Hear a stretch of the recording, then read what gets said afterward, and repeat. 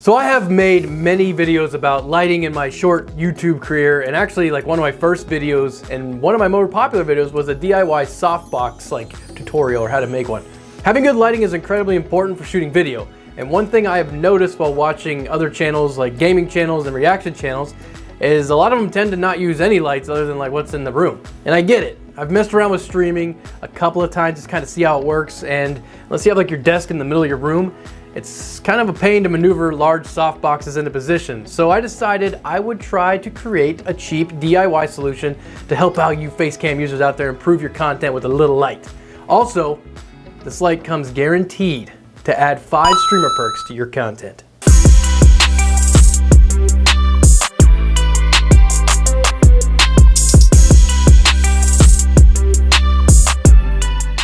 For materials, you're gonna need 1 metal binder clip, some wooden shish kebab sticks, 1 hot glue gun, some LED strip lights, 1 12-volt 5 amp power supply, aluminum foil, some parchment paper, a soldering iron, some solder, and of course, some wire.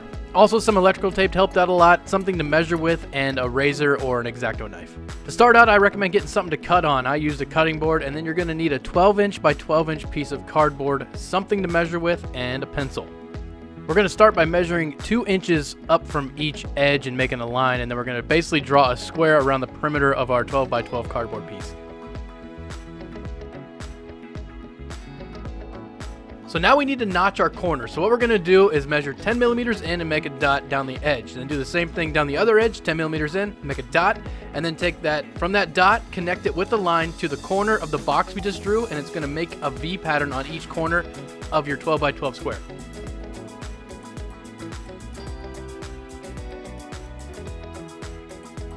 Now using your X-Acto knife or razor, cut out each one of these notches that we just drew in. So now that we got all these notches cut out, we're going to take our X-Acto knife and we're going to score down the line of the box that we drew. And by score, I just mean cut through one side only of the cardboard.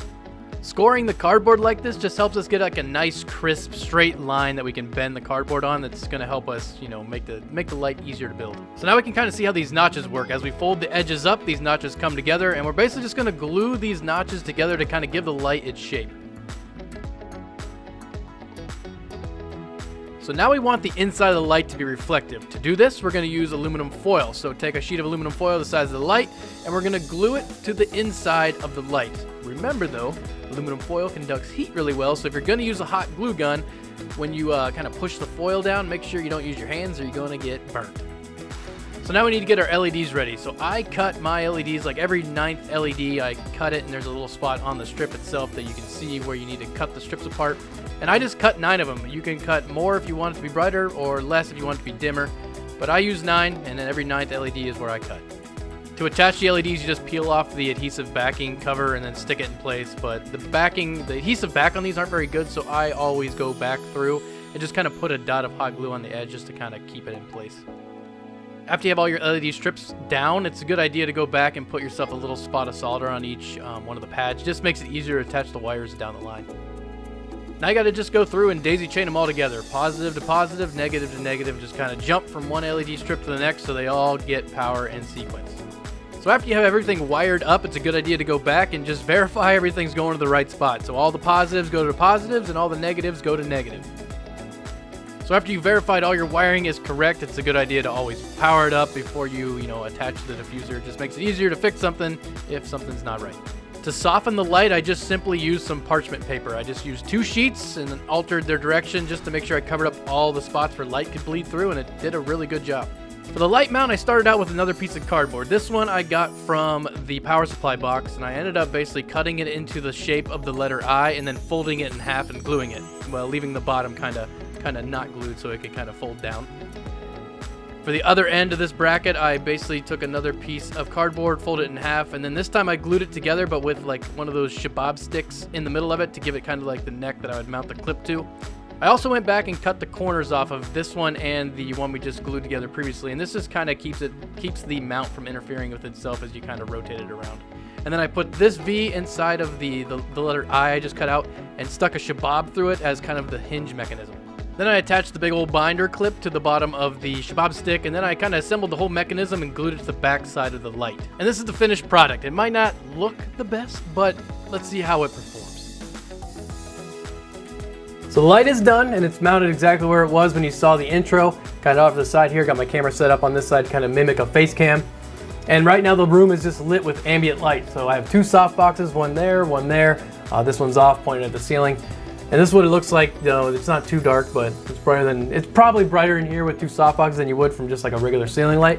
This is kind of give you an idea of before, and then we'll turn the light on and then an after. So right now it's off, let's turn it on. It's a little bright on this side of my head because that's where it is, but you could easily change that by moving it to this side or moving the camera. It all depends on your setup. But it does make the area a lot brighter, and we all know that our camera prefers brighter situations. That doesn't make the sensor work as hard. Have you ever seen like a dark image, it gets grainy? So the brighter you can make things, the better your image is gonna look. If we're being honest, this little light turned out a lot better than I had originally envisioned. It's extremely lightweight and it hangs on this monitor really, really easy. However, I do have it attached to my cat leap monitor that has some pretty thick bezels. So, you know, when I was looking at my ROG Swift monitor that's bezels are quite thin, you know, it might be a little more difficult to attach it to that, but you could probably still figure something out. When it comes to gaming with the light on, initially I was under the impression that having a light kind of shining in your eyes would be distracting and annoying, but after using it with all the lights off and that one's the only one on, it wasn't really that bad. It's kind of off to the side. You know, you're already looking at a bright screen, so it wasn't really that bad, and the parchment paper did a pretty good job of diffusing the light enough that it wasn't too harsh on my eyes. But if your eyes are a bit more sensitive, you could always use fewer LEDs or even dimmable LEDs, which is probably a better solution than what I did, because then you could kind of set the brightness to what you require based on how bright your room is. So I would recommend doing that if you make one of these. Also, if you're kind of like on the fence, if you want to buy like a video LED light panel and you don't know if you want to spend your hard-earned dollars on it, I would recommend building something cheap and easy like this to kind of try it, see if it works the way you want it to, if it bothers you when you're gaming, before you go out and spend a whole bunch of money on an actual product that might not be something that works for you. But all in all, I think this is a great project that anybody can accomplish, and as always, thank you for watching my videos. And if you liked the video, make sure to hit that thumbs up button on your way out. And make sure to get subscribed, because the bigger the community gets, the better the content gets. And if you like my content and want to help support the channel, check out my Patreon page, and we'll see you in the next video.